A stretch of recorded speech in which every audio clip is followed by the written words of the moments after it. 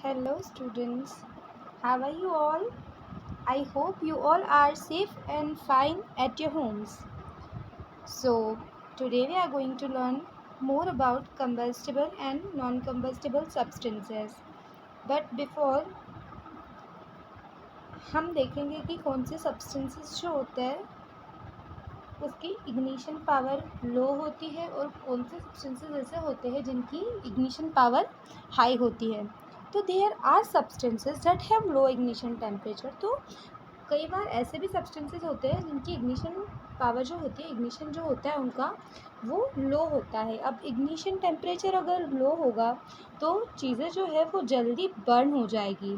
ठीक है, जैसे कि फॉस्फोरस का इग्निशन टेम्परेचर लो है तो वो जल्दी बर्न हो जाता है।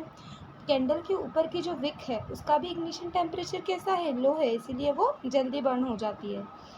और ऐसे भी सब्सटेंसेस है जिनका इग्निशन टेम्परेचर जो है वो हाई है, जो जल्दी बर्न नहीं होते हैं। उनका एग्जांपल्स हम देख सकते हैं कि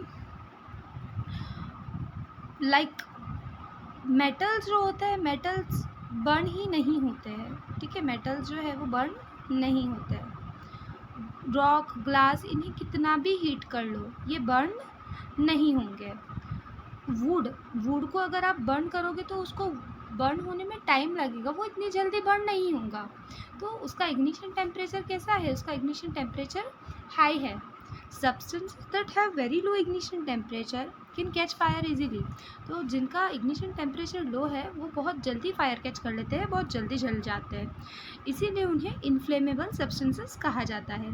एग्जाम्पल्स, इन्फ्लेमेबल सब्सटेंस की एग्जाम्पल्स है पेट्रोल, एल्कोहल, एलपीजी हम हमारे घरों में यूज़ करते हैं ना, और मैच स्टिक्स। अभी आपको ये होमवर्क करना है कि आपको ऐसे और बहुत सारे सब्सटेंसेस के बारे में पता करना है जो कि कैसे हैं, इन्फ्लेमेबल है, जो कि जल्दी से जल जाते हैं और जिनका इग्निशन टेम्परेचर लो है। नाउ कंबस्टिबल और नॉन कंबस्टिबल सब्सटेंसेस। तो कंबस्टिबल सब्सटेंसेस क्या होते हैं पता है आपको, जो कि जल सकते हैं। ठीक है, जिसको आप इग्नाइट कर सकते हो, जला सकते हो। बट नॉन कंबस्टिबल सब्सटेंसेस ऐसे होते हैं जिनको हम नहीं जला सकते, इग्नाइट नहीं कर सकते। तो कंबस्टिबल सब्सटेंसेस में मॉस्किटो रिपेलेंट जो है कंबस्टिबल है, वुड, चारकोल, कोयला, डीजल जो है it is also combustible. Candle के ऊपर की जो विक है वो, फायर क्रैकर्स, पटाखे, ऑयल एंड पेट्रोल, ये सारी चीज़ें जो है वो कंबस्टिबल है। और नॉन कंबस्टिबल में आता है रॉक, स्टोन, सैंड और सॉइल। ग्लास जो होते हैं, ग्लास मटेरियल जो ग्लास होता है वो जल नहीं सकता है। मेटल्स में भी आग नहीं लग सकती, और ऑब्वियसली वाटर के अंदर आग नहीं लग सकती है।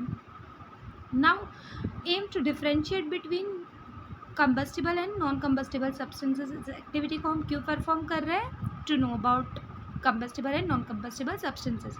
तो यहाँ पे हमें कुछ चीज़ें चाहिए, मैच बॉक्स चाहिए, एक छोटा सा स्टोन चाहिए, कुकिंग ऑयल चाहिए, फायर क्रैकर पटाखे चाहिए, मेटेलिक ज्वेलरी का एक पीस चाहिए, कॉटन क्लॉथ का एक छोटा सा पीस, पेपर चाहिए, टोंग चाहिए और लैंप चाहिए।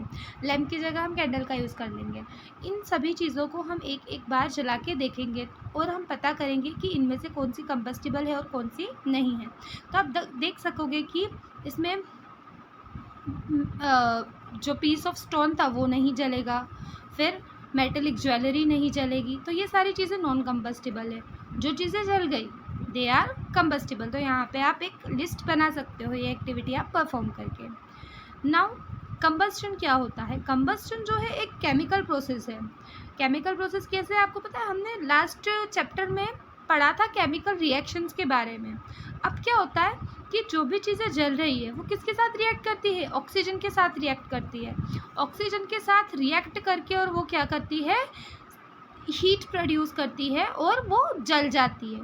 ठीक है, तो यहाँ पे जैसे आप देख सकते हो फ्यूल प्लस O2, फ्यूल अगर ऑक्सीजन के साथ रिएक्ट करेगा तो वो क्या इक्वेशन बनाएगा, H2O plus CO2 plus heat,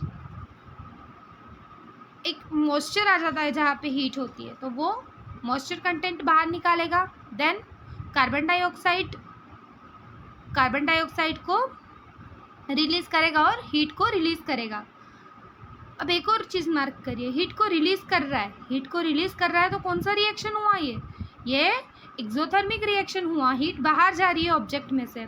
तो combustion is a chemical process in which combustible substances react with oxygen. जो कंबस्टिबल सब्सटेंस है वो ऑक्सीजन के साथ रिएक्ट करके और एनर्जी प्रोड्यूस करते हैं, हीट और लाइट प्रोड्यूस करते हैं।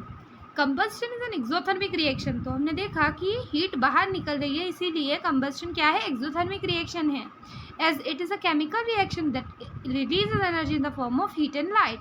The substances that undergo combustion. अब ऐसे सब्सटेंसेज जो कि जल सकते हैं, ऐसे सब्सटेंसेज जो कि जल सकते हैं, इन्हें क्या कहा जाता है, इन्हें फ्यूल कहा जाता है। फ्यूल जो है वो सॉलिड, लिक्विड या गैस, तीनों में से किसी भी फॉर्म में हो सकता है। The light produced during a combustion reaction.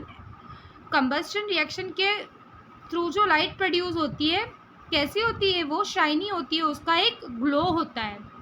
Now combustion accounts for approximately 85% of world energy uses। तो combustion की वजह से वर्ल्ड में बहुत सारी एनर्जी यूजेस होते हैं जो कि हम महसूस कर सकते हैं। जैसे कि कार चल रही है, किसकी वजह से चल रही है, क्योंकि उसमें पेट्रोल है, फ्यूल यूज़ हो रहा है। Combustion reaction must occur between oxygen and fuel. और कंबस्टन रिएक्शन कैसे होगी, बिटवीन ऑक्सीजन एंड फ्यूल। अगर ऑक्सीजन नहीं होगा तो कंबस्टन भी नहीं होगा। और ऑक्सीजन कहाँ से मिलेगी, ऑक्सीजन एयर से मिलेगी। तो द प्रोडक्ट्स में vary depending upon incomplete to complete combustion. अब इनकम्प्लीट कंबस्टन क्या होता है, जहाँ पे ऑक्सीजन कम रहती है, पूरी तरह से चीज़ें नहीं जल पाती, तो वो इनकम्प्लीट कंबस्टन। अब जहाँ पे ऑक्सीजन की प्रेजेंस ज़्यादा है, वहाँ पे चीज़ें जो है वो ज़्यादा पूरी तरह से जल जाती है, ठीक है, तो उसे कहा जाता है कंप्लीट कंबस्टन। अब smoky burning and clean burning. तो उसकी कंबस्टन में कंप्लीट कंबस्टन यहाँ पे, जैसे कि क्लीन बर्निंग विदाउट स्मोक, यहाँ पे बिना स्मोक के जो आपका गैस बर्न हो रहा है, ठीक है, इट इज़ कंप्लीट कंबस्टन। और incomplete combustion, it is smoky burning, it gives smokes. I hope you understood it till now, and if you have any doubts you can ask me in the comment section below. Thank you for watching.